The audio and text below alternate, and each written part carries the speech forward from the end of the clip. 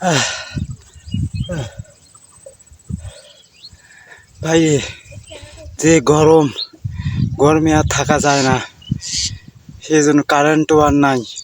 সেই জন্য আমি ডিজিটাল এসির কাছে আসছি, যাতে ঠান্ডা থাকে দেহটা। ভাই রে ভাই, যে গরমে আমি আর থাকতে পারছি না রে ভাই। গরম, শুধু গরম। সেই জন্য আমি চলে আসছি।